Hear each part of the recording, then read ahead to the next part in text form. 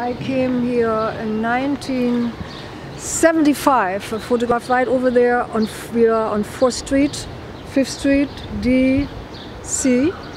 And I walked down 4th Street to take my first black and white photographs of this neighborhood. Then walked through this totally empty lot, which was rubble strewn. And I said, my God, this is like Berlin 1946, 1947, where I grew up. And there were these fields of, I mean, just lots and lots of bombed out buildings, flattened out already, and women brick by brick, you know, cleaning up the bricks and rebuilding Berlin. And we were not allowed to go even onto these properties because they might be caving in and there might be all kinds of ammunition left and all of that stuff. But of course, here I felt, well, maybe we can do something. And I built my first garden over there, Paraíso and Tranquilidad over there. I've been now on this block for 36 years. I'm a homesteader. I live right up there right now and have had this as my vision forever. Like the panorama is the Uptown, Empire State, Chrysler Building, Con Edison, downtown, World Trade Center and the rest. And we are here in Loisaida Triangle, composed of World Trade Center, former, Empire State, and here we are in Loisaida. And one of my books is going to be called Loisaida Triangle. Where did all the people go? You know, displacement, all of that kind of stuff, arson for profit. I mean, these were all apartment buildings where we are, where we're standing right now. There were vibrant communities of tenement buildings filled and overfilled and with people. And where are they? Gone. And nobody can live here anymore. Most people who come here actually live outside the neighborhood and come to visit. They live in Brooklyn.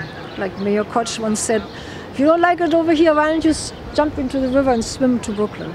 Then he came to a show in 2005 and it was actually pretty gracious and signed a photo. Hooray, to the community, hooray, you won, because we're still here.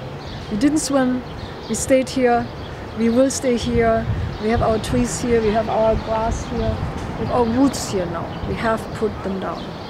Hooray.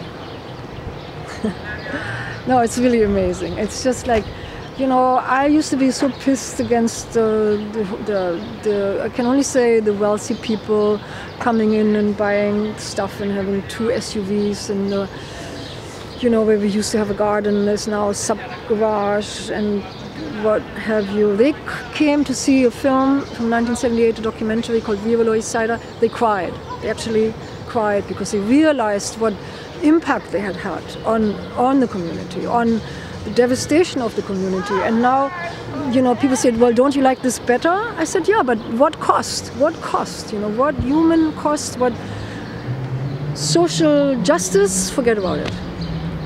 If we hadn't done what we did with the gardens, which attracted a lot of people, still do, you know, would all be gone. This would not be here. You wouldn't be able to enjoy this. This would be annexed to Wall Street via the East River. There was a plan to annex this neighborhood and make this a living quarters for Wall Street people with an equestrian trail from Wall Street through the East River Park right to here.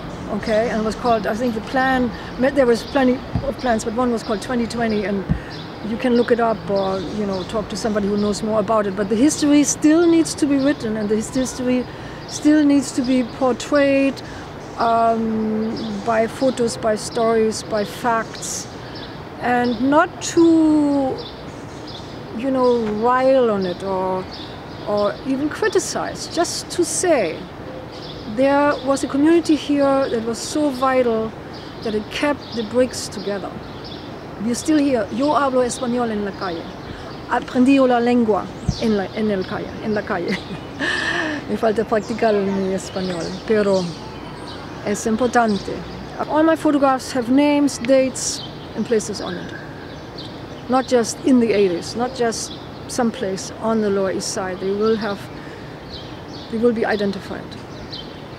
And that's my job. See you around. Thank you.